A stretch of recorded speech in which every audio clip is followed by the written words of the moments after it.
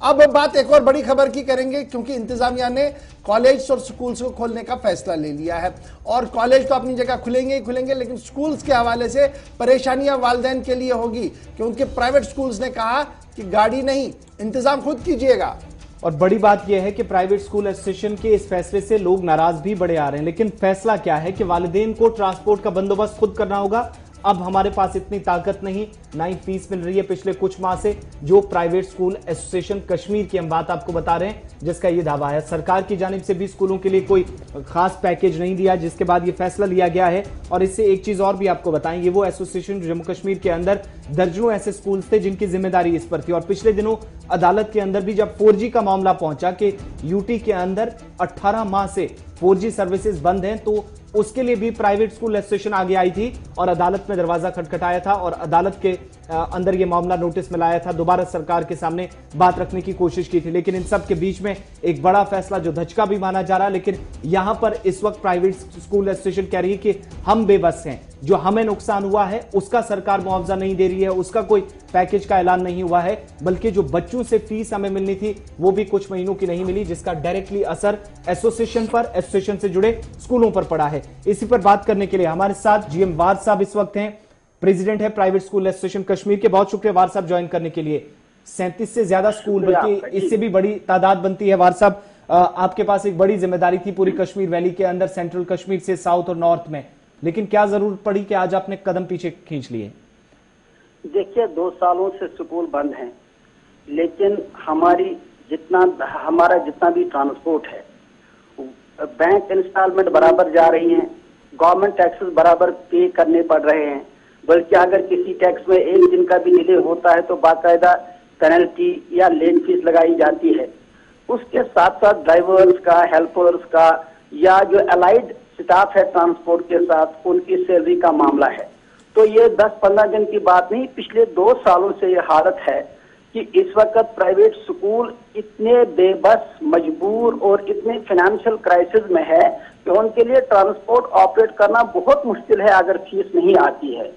मानता हूं कि डीजल का खर्चा इस दौरान नहीं हुआ, लेकिन क्या हर एक नहीं जानता है कि ड्राइवर्स, हेल्पर्स और टैक्सेस, इंश्योरेंस, बैंक इंस्टॉलमेंट ये जारी की जारी हैं, और ये स्कूलों को पे करना पड़ रहा है पिछले 2 सालों में। आपका लॉजिक सही भी है, लेकिन अब जब आज से आप स्कूल खोलेंगे 2 मिनट के लिए, तो आज से वालिदैन फीस भी देंगे, तो इसमें परेशानी। आज आप ये फैसला करके ब्लैकमेल क्यों कर रहे हैं एडमिनिस्ट्रेशन को, सोसाइटी को, हम नहीं चलाएंगे? तो ब्लैकमेलिंग वाली बात है। अगर माली मामला का मामला है, एक बात सुन लीजिएगा मेरी बात पहले, अगर माली मामला है तो आपसे तो बेहतर होगा, आपकी पोजीशन बेहतर होगी। बात सुनिए, देखिए आप बात सुनिए, सवाल ये है, पिछले 2 सालों से ड्राइवर्स की तनख्वाहें नहीं जा रही हैं, बैंक अकाउंट्स एनपीए हो रहे हैं, बाकायदा रिन्यूअल इंश्योरेंस का नहीं हो रहा है, टैक्सेस का मामला है। मुझे बताइए स्कूल किस तरह से ट्रांसपोर्ट निकाल पाएंगे? वार साहब, मुझे ये बताइए ना, क्या 2 साल में स्कूलों ने फीस नहीं लिया?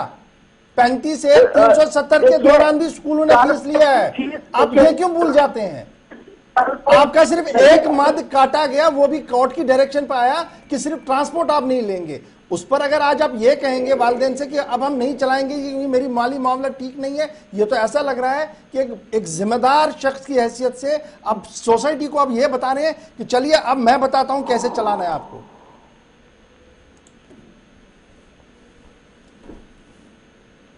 वार साहब, क्या अब तक मेरी आवाज आ रही है?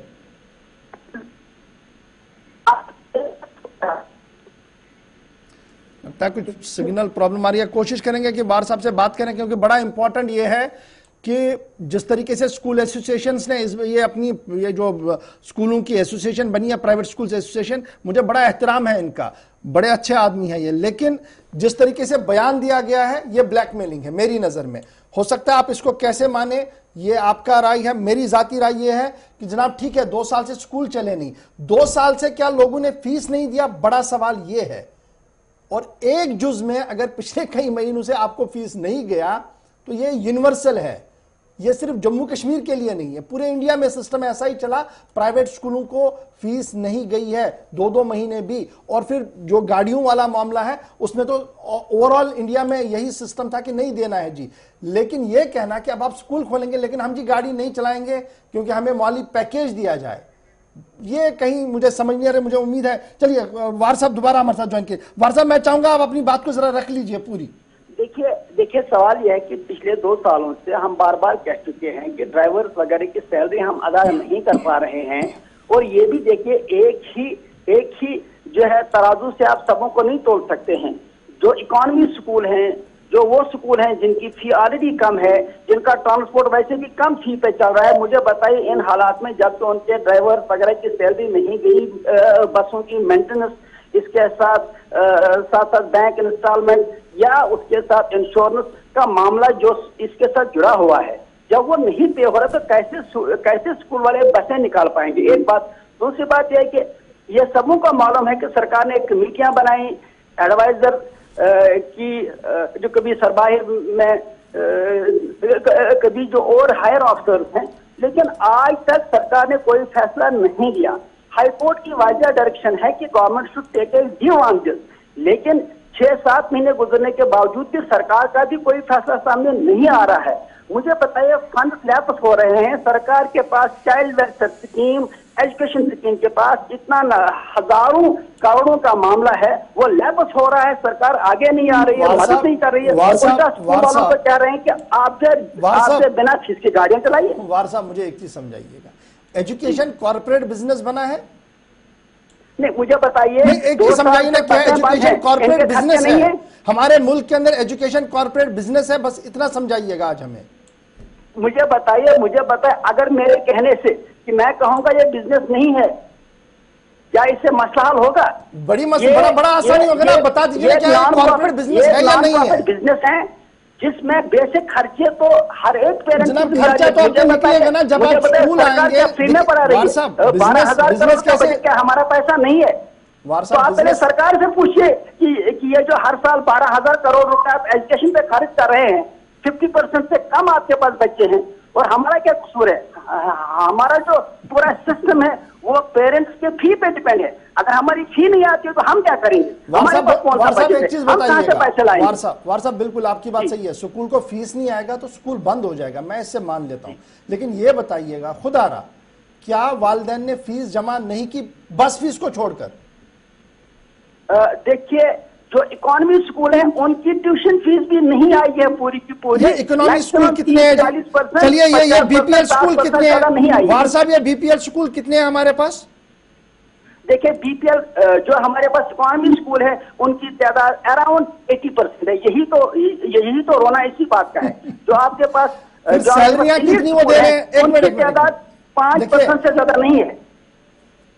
ये मेरी समझ से बाहर है। बात करते हैं तो आपकी नजरों के सामने बड़े स्कूल ही होते हैं। नहीं, मेरी नजर के सामने कुपवारा का भी स्कूल है जो अपनी मेहनत से काम करके वहां अपना नाम कमा रहा है। मेरी नजर में डोडा भद्रवा का भी स्कूल है जिन्होंने अपनी बुनियाद पर स्कूल कायम किया और किसी की मदद नहीं ली, और पेंडेमिक में भी एक नुमाया किरदार उन्होंने अदा किया, इसका भी मुझे एहसास है। मेरी नजर में वो उस्ताद भी है जो घर बैठे लेकिन पूरा काम किया और बच्चों को पढ़ाया, किस तरीके से पढ़ाया, किन मुश्किलों में पढ़ाया, इस पर भी मेरा कोई सवाल नहीं है। सवाल आज सिर्फ आपके फैसले पर है कि आप कह रहे हैं कि स्कूल तो खोलेंगे लेकिन हम ट्रांसपोर्ट नहीं देंगे।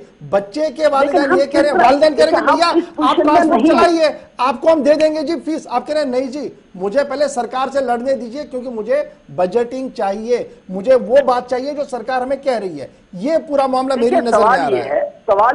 सवाल ये मुझे बताइए, अक्सर बसें इस वक्त एनपीए अकाउंट हो चुके हैं स्कूलों के। ये आपको अंडरस्टैंड करना पड़ेगा, बिना इंश्योरेंस के, बिना टैक्स पे के हम गाड़ियां कैसे चला पाएंगे? ये इशू है, इसमें स्टेट एडमिनिस्ट्रेशन को फैसला लेना पड़ेगा। Let the government should take view on it. ये बात आपकी सही है। ये जो 3800 स्कूल है, तो क्या ये मुश्तरका फैसला है? एसोसिएशन की तरफ से तमाम नुमाइंदों से बात करके फैसला ले लिया गया है, फाइनल आपकी तरफ से मोहर लग गई है? बिल्कुल, ये मुश्तरका फैसला है, सबों का ज्वाइंट फैसला है।